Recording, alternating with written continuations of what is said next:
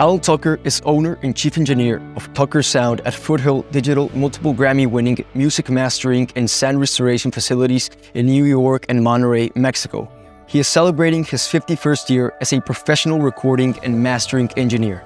Tucker has recorded and mastered more than 3,500 albums, including Gonzalo Rubalcaba, Gil Evans, Metallica, Ursula Oppens, John Coltrane, Robbie Coltrane, and Joe Henderson.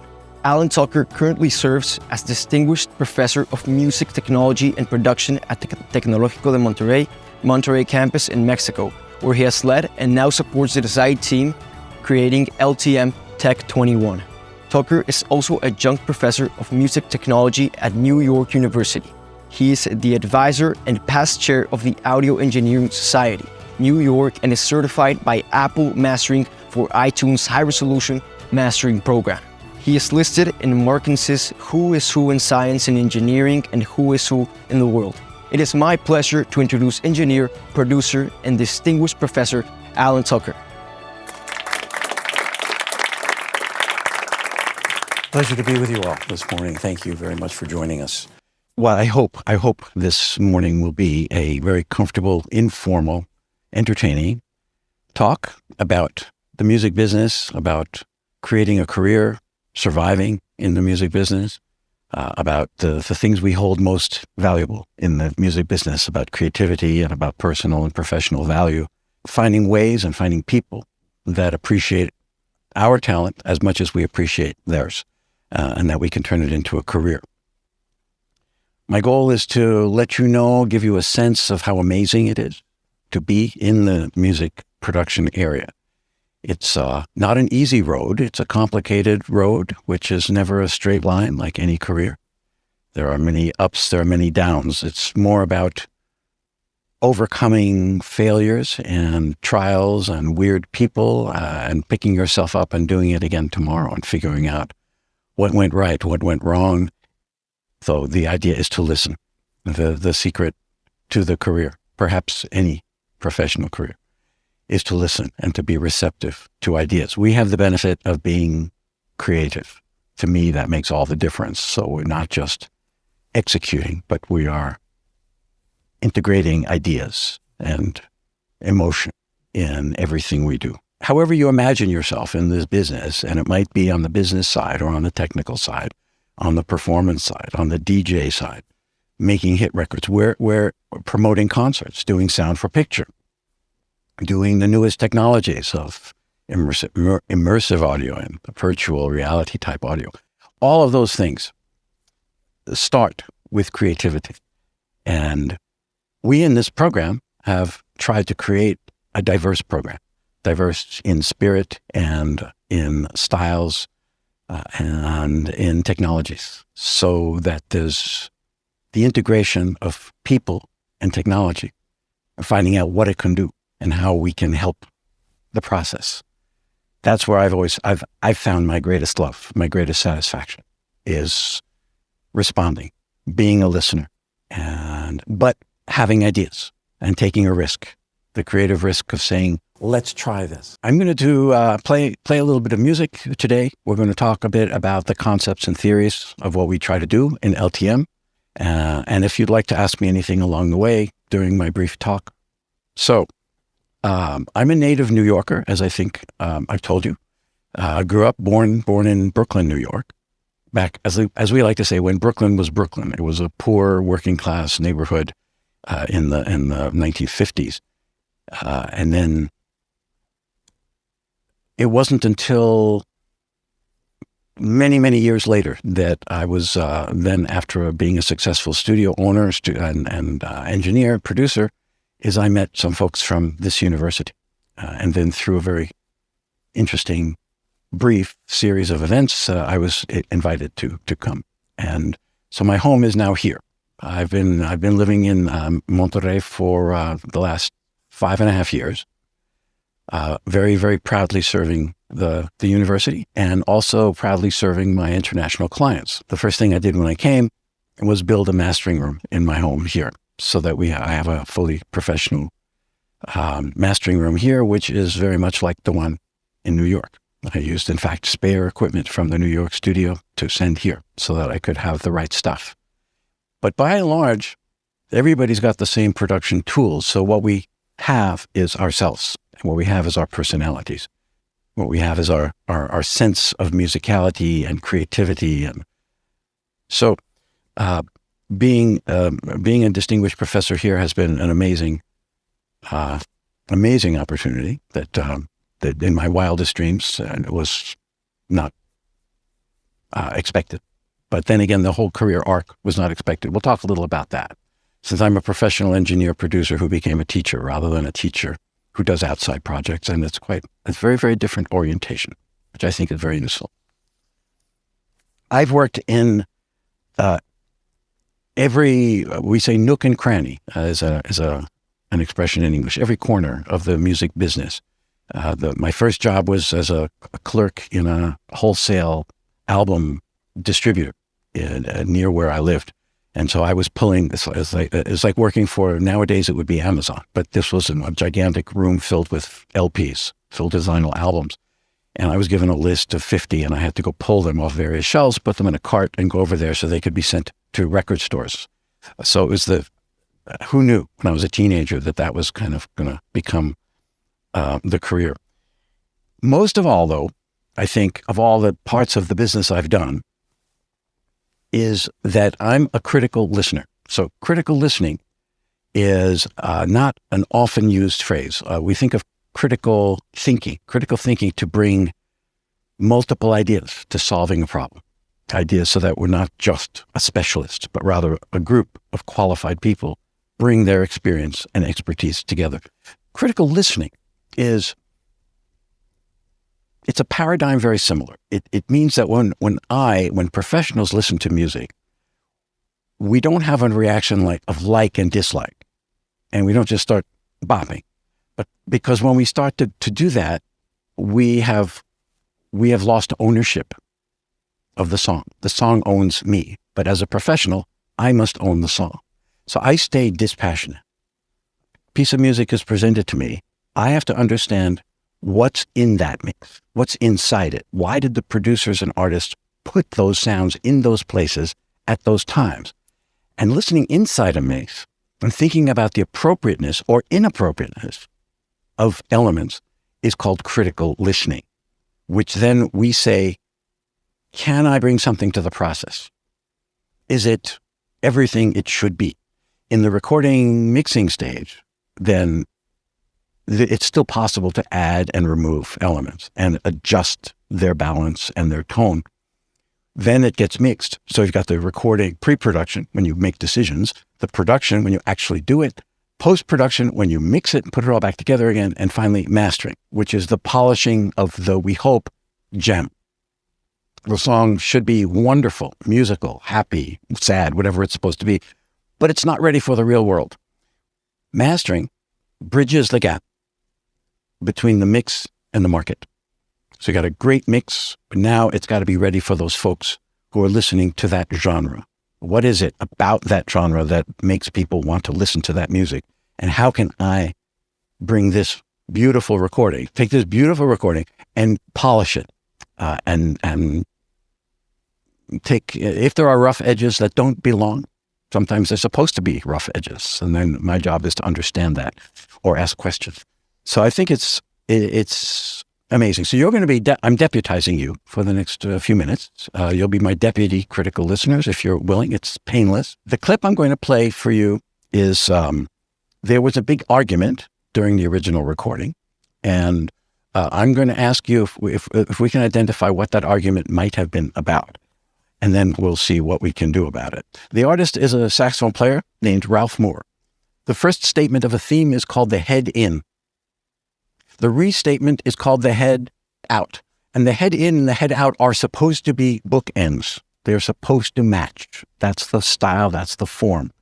And if they don't, then there are some creative issues that have to be discussed. So I'm going to play you the head in, and then I'm going to play you the head out, and we're going to see if they're the same.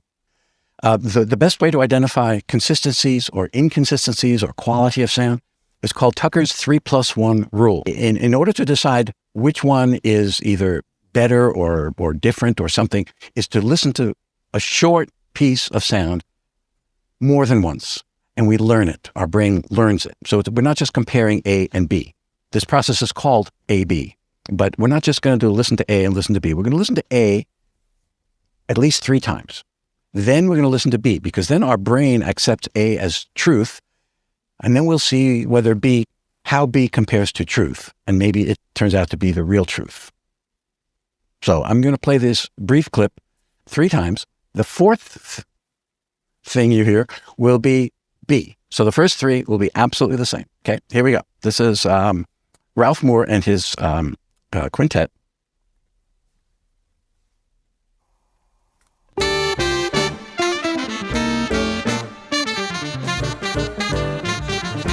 That's the opening theme. So this is the head in, and from a song called Lotus Blossom. And here we go. I'm going to play just a shorter element of it to make my point 3 times. The 4th thing you hear will be B.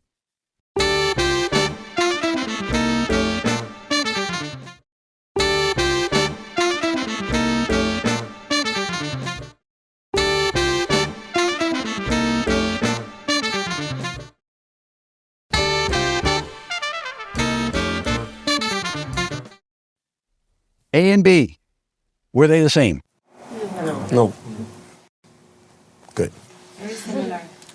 Very similar. Very similar. So we've got a couple of questions here. Is it okay that they're different? Is one better? And if one is better, is there something we should do? Well, as you said, he is a saxophone player. So what he wants to transmit is what he's playing in the saxophone. So that part missing is just kind of missing the whole point of it. But it's also like accentuating the parts that actually have the saxophone. So it kind of has like pros and cons, but I do not think that one is better than the other. They're just different and have like different points to like compare and contrast them. So you would vote to fix it or change it or leave it? I would change the B. If you could. If I could, I would change it, because I think that like A is a little bit more pleasing to the ear, like to listen it. It's a little bit of more information, but it's also like more complex and more complete than the letter B. I must have beamed you the word, because I was thinking complete. I was hoping you would say complete. So you're thinking it's more complete.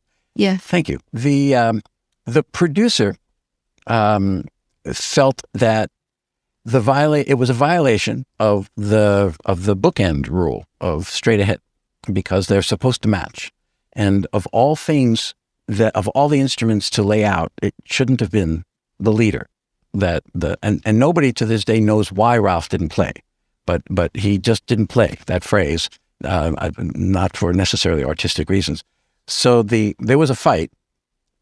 And the producer lost the fight. It's very, very strange. The producer lost the fight to, I did not record it, but there was an engineer there who won that battle, saying, hey, it's jazz. Leave it alone. It's fine. And they did leave it alone, but the producer hated it. And 10 years later, he asked me if I would fix it. So I did. So there are 2 versions of this album out. But although you can't buy the one anymore with the missing saxophone. So let's see how I fixed it. It's such an easy fix with modern tools. So let me just show you how we fix it. So if you were to listen to this today in any of the services, you would hear this one. The fix simply means that we're going to take a phrase. It's a cut and paste fix. We try to pick a phrase, the exact same musical phrase, and drop it in. And with modern digital tools, it's the world's easiest fix. We isolate the section which was incorrectly played, as determined by the producer. It is the producer's decision. So we take this phrase, you see it up on the screen, we have to take a little bit more than the zone where the actual difference is, because we need continuity. That's what we need. If we use those notes we can make it work. Now we decide which phrase we're going to use to replace it. I can use that one.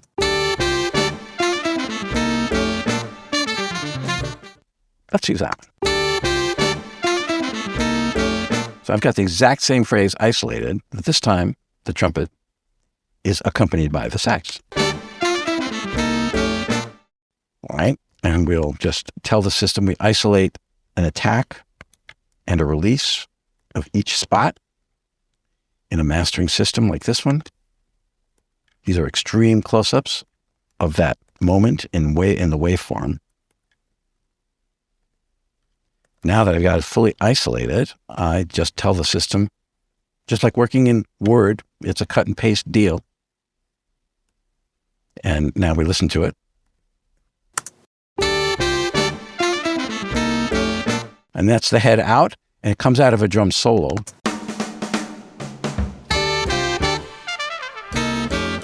And that's the way we re-release the record. So with that little fix, and if you insist, I'll get you a copy of the old way. And I think in this case, we bring the personalities to the process about how to make music that people care about and emotionally relate to, which is has to come from you. Because as professionals working in this industry, and it's a big, big industry. For example, if you're working in, this is not the world's best slide, but it will give you an idea. This was made by a colleague of mine at NYU, and this represents about 50 areas of the professional audio industry that you could go into with the background that we provide in a tech program. So everything from signal processing and design, audio for web, electronic music. There are military applications. There are ear enhancement. There is sound design and music information retrieval and artificial intelligence. It's a wide, wide world of stuff, which is becoming even broader, which I think is very, very, very cool. Since you all have some idea, you're in this room, so you have an interest in the music business in some end of it. So what I'm hoping to do is to let you know that you can get there from here, and that wherever there is. And if you don't know where there is, that's our job to help present enough options and enough stuff, which is some fun, if you will. I hate to stress fun, because I always say that what we do for commercially it's not about that at all. The only time I dance to music I work on is when it's released. That's when I smile. That's when I relax, exhale, and finally say, that's pretty good. I mentioned earlier that it's never been, but let me say now, that it's never been harder to get into this industry professionally. It's never been easier to start, but it's never been harder to be recognized. And by receiving a professional education in this, it bridges the gap between what you can do on your own and what you can do in your living room or your dining table with your laptop, with whatever tools you may have. And some people have very, very good tools. The free tools these days are amazing. What can be used? The difference is, what we provide is access to these toys behind me. And these represent possibilities. And that the possibilities that exist in the real world, in the real world, are supplied here. And that we can show you what you would encounter when you get out there, so that when you go looking for that first job, you've produced something not just sounds good, but you can also say, I did it on a blank, blank, blank console using blank, blank, blank microphones. And that it kicks it up so much higher. These are career paths, not mine. I'll get to mine in a second. This career path, let's start top left. So apprenticeship is what I did. The apprenticeship is getting a job at an operation that is already functioning and getting a chance to learn and watch and see different styles.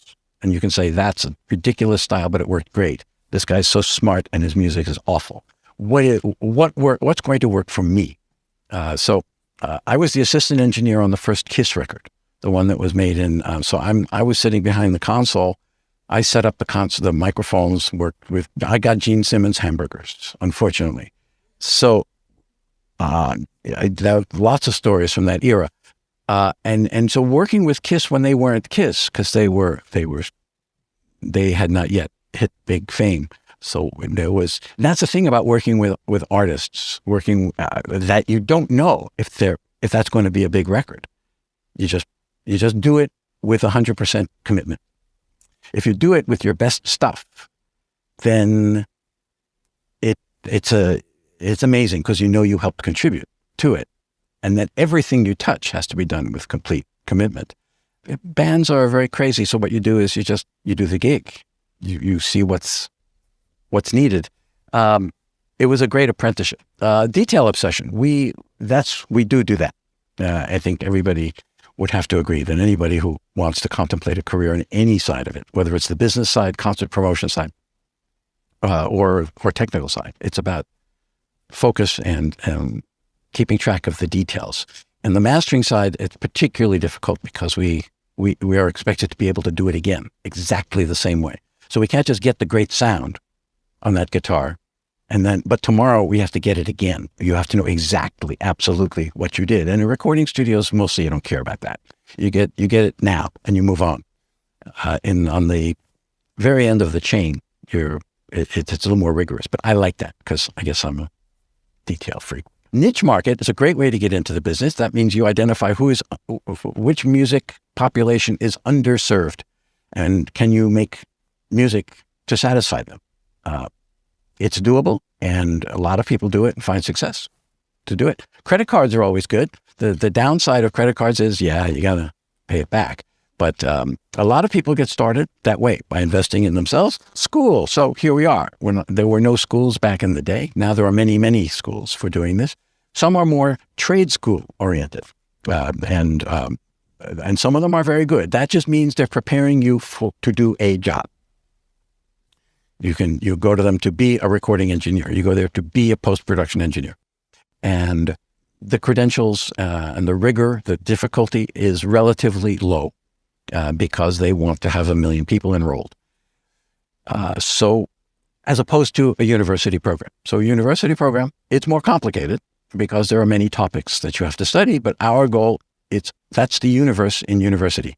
That's just made that up, so smart. So that's to expand you, to help you grow on many, many levels and be socially responsible and be ethical, and to develop your interpersonal skills and your writing skills and your full communication skills, and let you find that at any point along the way, you can make changes. And even you get committed along the way. Yes, it's true, but there's always options. There's always places to move with a diverse staff and professors and support people to give you support, counseling, and for academic purposes and emotional purposes. That's what we're here for. Freelancing. You go out there and you say, I'm going to just do it. I did that many times early in my career. It didn't work because I never had any clients. It's very hard to be a freelancer if you have no clients. But I thought, anyway, as soon as I had one client, I thought I could. So I quit and I went freelance, but that didn't work out. So then I went back to being a staff guy.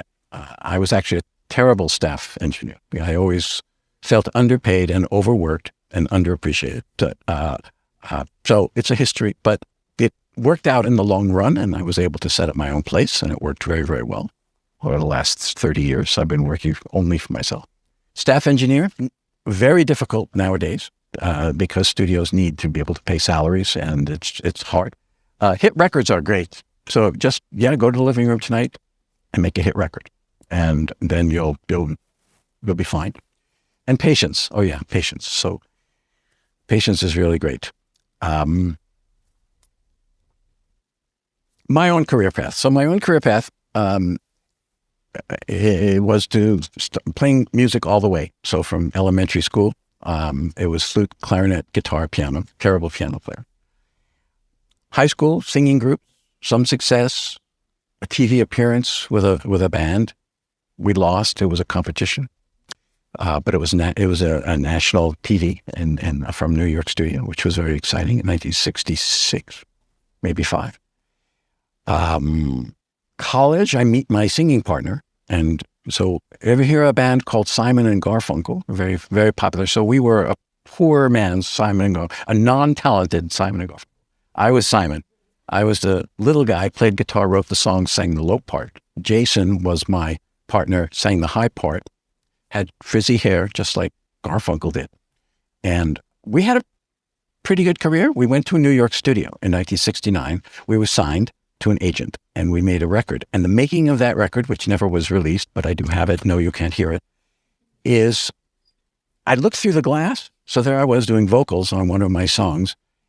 And I'm looking through the glass, and I know that the engineer is awful, even though I've never worked with an engineer before. But I'm working with this guy who was assigned to us. And I said to myself, these famous words, I can do that. And I did. So we finished that record. 2 years later, got out of college and got my first engineering job. So I figured I can learn that on the way to being a rock and roll star, which did not happen. So most of the time, it just doesn't happen that way. But it was a great portion of the career that fired up my passion to what you can do in studios that you can't do in other places, and how magical it is. When I walk into studios, I walk into this place, no matter how many times I walk into studios here, and I'm in awe. It's like a church to me. It's a cathedral. It's a magical place. So I try to share that passion with my students. You walk into a studio, think about what's possible here instead of chatting and checking Facebook. Just think about the magic that has been made and then could be made. It's also very cool when you're in the commercial world to know that you're in a studio where truly magic has already happened. And so it's just waiting to happen again. There's a lot of magic and luck of being in the right place at the right time. Let me just very, very quickly show you. You can laugh if you want, but this is evidence that I really did exist. So this is me in 1970, at college with my singing partner. That's Jason. I still have that guitar. And that's a Martin D1235. It's a very rare instrument now. I bought it in 1968. So we're singing a song there. Actually, I'm probably telling a story in this case. So there you go. Life goes on. And just to keep it all honest, so I can prove that that's really my guitar, because here it is, many, many years later in one of my New York studios, and that's the same instrument. There's too much music out there in the world, and there's too much music for some of the reasons that I explained. It's so easy to make music. So I think there are two positive and negative ways of looking at this sort of thing. Without proper training, guidance, mentorship, there's almost zero chance of being successful in the music, any related part of the music business. And to put it more positively, I think that with proper training and guidance, mentoring, patience, you have a shot at the audio industry. And the audio industry, I'm using it in its widest possible phrase, widest possible meaning. And many, many people come into our career and they don't want to operate consoles and microphones. That is great, because there are more jobs away from the console than there are behind it. So the career is these days, studio work is probably 5% of the industry. It can still be very profitable and it can still be very satisfying, but it's a very small. There have been many, many successes. I've been very lucky. There have been many failures. It's been about balancing the two emotionally, finding mentorships. I have had two great mentorships in my life. One taught me on the technical side to be precise and to be able to repeat what I do. He's not a very nice guy, but he's a very dear friend, very, very dear friend. Still with us, thank God. And he taught me about that, precision and repeating and being consistent and getting a reputation. The other great mentor in my life, also, he was a TV producer and then studio owner. And he taught me to balance the stresses and tensions in my life about the personal career, the personal life versus the career. How do you balance that? Because as a young engineer, I was working 3 jobs when I was getting started. I never said no. And that was not easy to maintain a personal life, which greatly suffered on the personal side. When I met this mentor, he helped me learn how to balance those things. And it's very, very important to understand how important you are. and how important your family is, how important your loved ones, your dear ones are, and you cannot set those aside. You need to, and there are ways. First way is by being aware. I was not aware, and there are ways. So I'm very, very happy to have done that, because I am detail obsessed and I do love what I do. It's been a long career. There've been awards. But that's not why I do it. Here comes the important punchline of the whole session. Why I do it is because I'm the type of person who likes to change things. I like things to be my way. We don't often get the opportunity to actually get our way. But in this business, you do get a chance. You need to support it. You need to have a reason for what you do, and it needs to work, and its audience has to agree. The producer has to agree. The people who are paying for it have to agree. If you're fortunate enough to learn over time that the decisions that you want to make for somebody's project are also the decisions they want, then it's easy. Then the job is super easy, because I don't do what I'm told. Not since the earliest days of my career. I don't do what I'm told. When I do what I'm told, I'm awful, and I'm being a robot. And the world doesn't need robots. The world doesn't need people who know what button to push behind me. The world needs people who just push the button because they know that's going to give them the quality they're looking for. And so that is the huge difference. That making the decisions, taking responsibility for the decisions, and knowing, which I've learned to know, that if I make changes in somebody's music, as mixing it or mastering it, the producer's going to like it because I like it. You will find where that spot is. There's a spot there for everybody who gets involved in this business, if it turns out to be a successful career, is by being able to please yourself and please the artist and the producer. Come on, that's like as good as it gets. That's what it's about, because then it's a no-brainer. It's not that it's easy, but the outcome is guaranteed. It's going to be a good outcome. So if you had the opportunity as an individual, just think about it, to change something in the world in a small way and make it yours and be a reflection of you, and it also served a greater good, would you do it? Would you take that risk? Would you put yourself out there and say, and tell somebody, and then do something that you believed enhanced it, made it better, changed it around completely, whether it's something dumb like the sequence of songs, which is not dumb at all, actually. It's super important. I've changed lots of those, but you have to have a plan. You can't just say, I don't like something. You have to have a solution. You need to propose a solution, which is the hard part. But if you feel it, it's actually not that hard. So that's what it takes to have a potential career as an audio professional, is a willingness to learn about yourself, to listen, to respond emotionally, and then figure out through trial and error. It's always trial and error. What is the best solution to the given fact? I do like to thank you for your time and your attention. And if anybody has any questions, I think we'll probably be moving on to that section.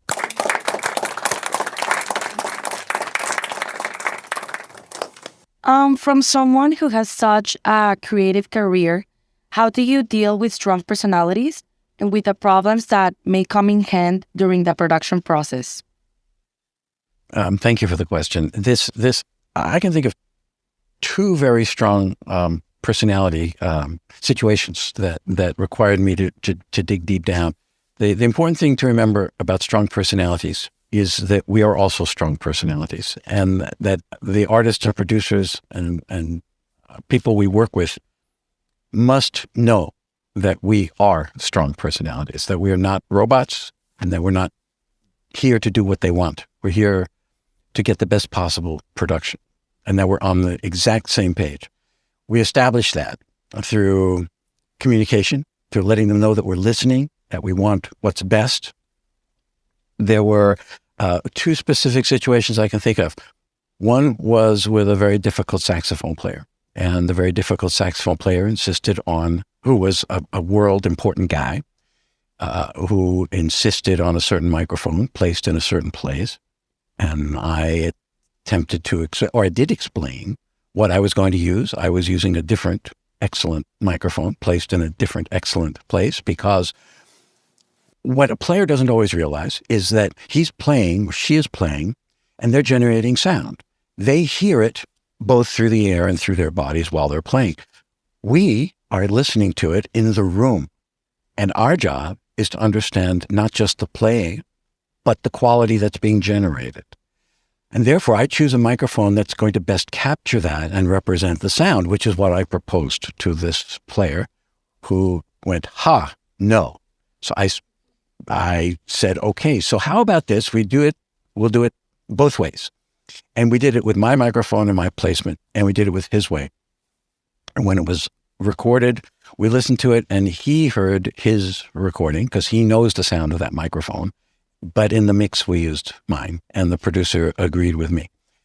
And the record came out great. The second thing I wanted to mention, and this involved the Metallica mastering sessions, in which I returned to the control room after a short coffee break, and Bob Rock, the producer, had his feet up on the console, which was not a very polite thing to do. He's leaning back in his chair, and his boots are up on the board. And I had to deal with very strong personality. So the band is there, he's there, and I need to reassert my authority without upstaging him and without embarrassing anybody and without causing tension. So I thought of it, and I went over to him and I whispered in his ear. I said, Bob, the studio costs more when you have your feet on the equipment. I've learned that humor is the way to solve a lot of problems. Now, he did not care about the money, but I was making a professional point, and I made it privately. So what happened was 30 seconds later, it took a full 30 seconds, he finally stretches and takes his boots off the board, and they never went back. So as far as I was concerned, it was a perfect solution to a difficult problem in which life went on, but there was no tension. So I think that's the key. The key is using humor is great, and making sure that people are not publicly embarrassed in any way, and that they still get what they need to not lose face amongst their peers. Thank you. I have another question. Please. So you've mentioned before that this career is all about trial and error. And I was wondering, how much time were you inside the music industry before you could consider that you were successful or that you had achieved something great? I mean, like, how many doors were closed at your face, or how persevering did you have to be? Or even, like, did you consider quitting or giving up at one point? Trial and error. Trial and error is exactly what it's all about. But there are limits to what we can show, because very often I like when a client is an artist is not around, because then I can try more things.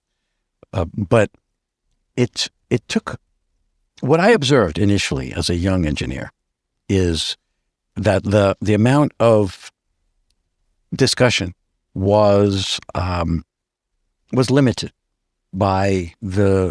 usually by the clock. And so I would very often use, because although there were no clocks in the studio, but everybody is still looking at their watch to kind of keep track of the world. So I found that the ability to try stuff was very, very obvious, because we'd put up a setup, put a microphone in front of somebody or a group of people, and then go into the control room and see what it really sounds like. And then if it was happening, we were done. And over time, you make more and more of the best first choices. So the trial and error decreases. That's different than if you're looking for a special sound on an electric guitar. It's different. You might spend one session went for 30 hours to trial and error to get one solo sound, and it was not a good use of anybody's time. And I was convinced at the time that we did not have the best take when it was all over, but we had one track left out of 24. It was tape. And that was it. It had to go on that track. And so it just kept going around and around and around and around. And we did it literally for that long. And when it was over, they seemed happy, but I and the staff of the studio knew that the wrong take had been used. So trusting myself has a lot to do with the urgency of the project. If it has to be finished this afternoon, then I have to make more compromises with myself and just not take so much time to do it. So one learns how to set realistic limits based on your the parameters of your life. Thank you. Yeah. So you did mention early that you had a mentor that said balance in life is actually very important. So how does one create a balance between personal life and your professional commitments? I wish there were an exact way to describe how to do that. I would have been a much happier person many years ago if I knew how to create that balance. So it's a terrific question that cuts to the heart of all of us that are involved in, I think probably anyone in a profession, but certainly in the creative profession, is because there's a certain isolationist part. There's a certain very private part to the creative arts that because we're responding to a situation, we're not just doing things that we're told to do. So there's this creation. And as soon as you have this creation and interaction, collaboration with ultimately having to please an audience. So the balance becomes very difficult because it's so all-consuming. And the time literally stops when you're, or it ceases to exist when you're involved in trying to get something, a note, a phrase, a scene, something. What I found, especially through the support of this particular mentor, was that there are multiple stresses in our lives. And he helped me understand that the negative things, the things that were hard to manage, like earning enough money to pay the rent, like try to do the commitments, the day-to-day commitments, were being balanced by the creative stresses, that the creative stresses are the positive stresses in our lives. And once I accepted the creative stresses as good stress, using that word, then that desensitized me to worrying about just being nervous about the balance. Not sure this is completely coherent, but I'm trying. So what this mentor, this man, taught me to accept who I am and to make sure that as I was understanding myself, to not be so exclusive of my time as to make sure that those around me knew that I was still connected. And by being connected, to maintain my sense of touch with balance with the real world. And I think that as we develop careers, that it's extremely important that we maintain our family connections. And even though there will be debates and discussions and some loud words about the amount of energy and the amount of time, the amount of commitment, is reach out, find people in the industry that see the world and see life the way you do, and embrace those people, and find people who can support the stress that you feel you're under and that appreciate and can help channel your energies in the best possible way. And that has worked for me. Thanks. I'm a young producer myself. Do you think that it's possible for me to achieve a high quality sound product inside of my home studio?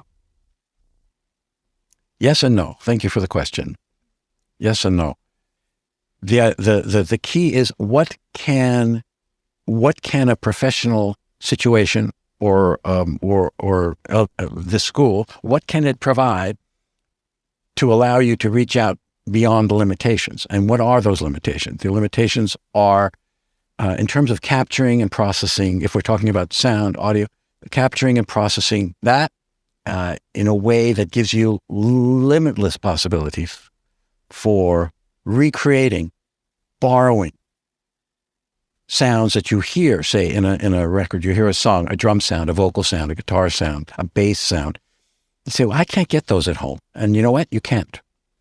So if you want to reach into that direction, then you kind of have no choice creatively but to find a place where you have the opportunity to create those things with professional level tools. It's all about the tools. And then it reaches the software, where that's kind of the easy part. But the hard part is hearing the sounds, conceptualizing the sounds that we want for a given purpose. So it's that critical listening that is the difference. I think it's much more the critical listening than it is the tools. It's because you need the critical listening first in order to say, this is not what I want, even if you can't yet express it. And there's the trial and error. There was another question. The trial and error of saying, okay, everything is in such good shape, but it's not quite there. Let's keep trying. That's what the program is for. Thanks. I have a question. Please. Yeah. What are the advantages of taking or starting this career here instead of just taking an online course or working with a friend? Thank you. I think it starts with the fact that we are a practical industry.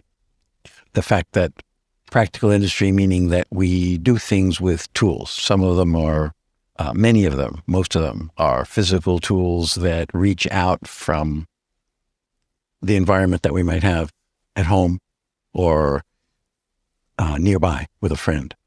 So online, which we could think of, we all made it through the pandemic, and we all made it through by realizing that some classes and some things had to be done online, which exposed the severe limitations of being able to actually experience what it's like to hold our tools and to work with them, and to know what sound does in a space, which can only be done in a proper facility, such as the ones that we have here. So I think the online tools are fantastic for learning facts and for hearing comparisons and hearing people's experiences and thinking about how to look outside of our typical experience to try things from that perspective and to listen to other people, see what they've done and how they've done it. But there's no substitution in my experience for being able to do it and being able to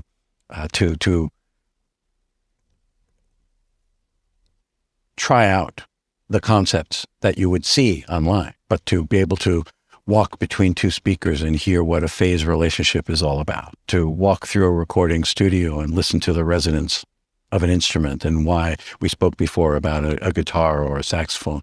Why does it sound differently in this corner or in the center of the room or in the hallway? Lots of great recordings have been made in people's hallways. In the old days, we'd use those as echo chambers. So I don't think there's a true possibility of a replacement of the physical experience for learning the music production career, and that's primarily one of the key things we offer is a range of options, and also for not just music production, but also sound for picture. We have a theater, and for the other things that we do that replicate what happens in the real world. And the real world is not exclusively online. Our relationships, our sounds are real. So here we can do them in the real way. Thank you. Please. What has the evolution of technical music production been like over the course of your career? I wonder if there's been any barriers, like technical, social, cultural, maybe even traditional, that it has been able to break. The gorilla in the room, the dinosaur in the room, is the change from tape to digital, and the change from analog recording. When I of my generation, those of us who were in the industry from the early 70s and experienced firsthand with great difficulty the transition to working in digital streams and sample rates and bit depth and all of this stuff that we suddenly had to learn. None of us liked it. Not all of us made the transition successfully, because tape was very visceral, which is a fancy word for you could hold it in your hands. It was very physical. But as far as just a evolution, that was a monumental sea change of change from that. And it was an impediment because, in a way, it was liberating, because digital audio is much cheaper to produce than analog audio. I think I'm often given choices about which version I like to use. If, as a mastering engineer, sometimes I'll be provided with the tape and I'll be provided with the high resolution digital. And these days, I'm more often than not select the digital if it sounds as good as I want it to sound. Sometimes we take digital audio and we record it to tape. That's a mastering trick that many of us do sometimes we call it warm it up, to take away some of the clinical sound. The change to digital has been the great equalizer, not in terms of equalizer sound, but equalizer in terms of access.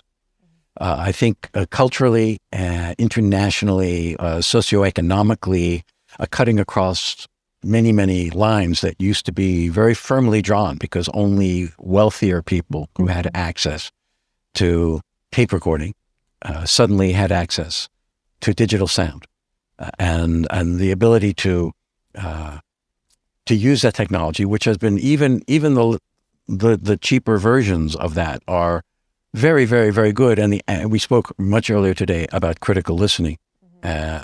People, the average person, they don't critically listen. People like or don't like songs. And most people will not differentiate between whether it was recorded on tape or recorded in a digital stream. So therefore, it's successful. And somebody had a quality question. It's quality. If the audience likes it, it's good. I do believe that. And I do believe that the egalitarianism of digital audio is a benefit. Okay, thank you. Please. So considering the evolution we've discussed around the music industry, how do you think music and sound production has now been able to portray bigger messages of inclusion, especially to marginalized communities or hard of hearing individuals? Thank you. It's a challenging question.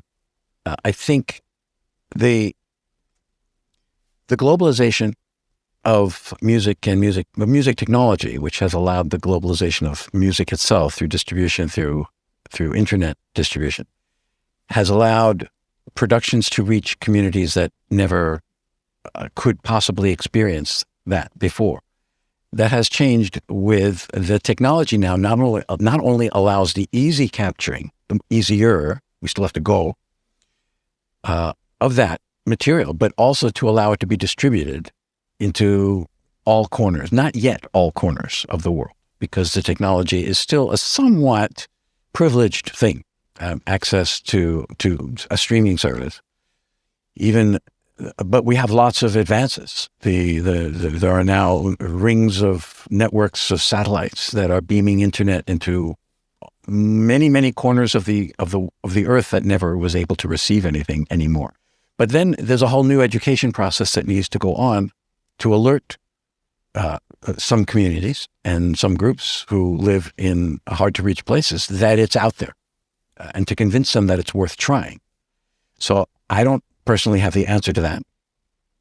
I think that as far as the marginalized, as far as people who are hearing impaired, there are amazing advances in technology that are turning sounds and music into visceral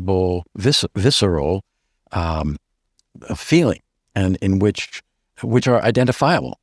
People are doing amazing research about being able to differentiate through touch and through sensation, through skin vibration, song A, song B, song C, genre. These things are now being interpreted by people who can't see, can't hear well, and it's quite astonishing. And those arts, those technical audio arts, are here. And they're getting more and more refined with every year. I wanted to ask you, when you're working with other artists as a producer and an artist yourself, how do you know which elements of the song to enhance or to add to really make sure that the artist's personality and their message really comes through in the song? And does this change in between genres? Thank you. The process, I think, is consistent through genre. I think my experience as a producer and as an artist are that the song dictates what elements should be present. The understanding of the emotion that's being conveyed by a song or a set of songs indicates the instrumentation, and it indicates the direction of the style of the performances. So once that is the hardest thing to establish. So as students, I deal with students all the time who want to produce music, and they might have songs. And then I say, well, do you hear the song in your head yet? And very often the answer is no. And until a producer, a generator, a creator, a content creator can hear their own stuff, how can they possibly communicate it to me? So that makes my job, if I want to produce them or direct them, push them, help them, guide them. So each project, each artist has a very good sense of who they want to be. Some are more secure than others, and some are more adjustable, more malleable than others. But they know their sound when they hear it.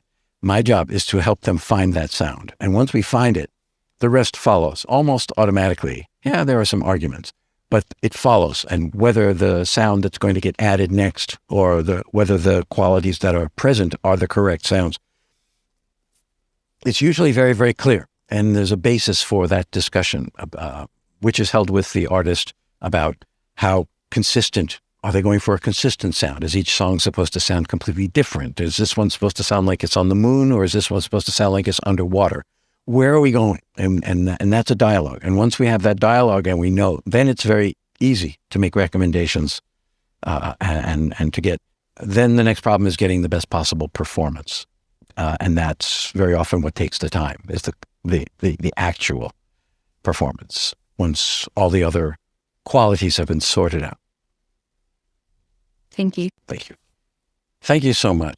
Thank you so much for your time, for your attention, for your commitment, your comments, your questions. Greatly appreciated. It's been very, very more than entertaining. It's been heartwarming for me to experience that.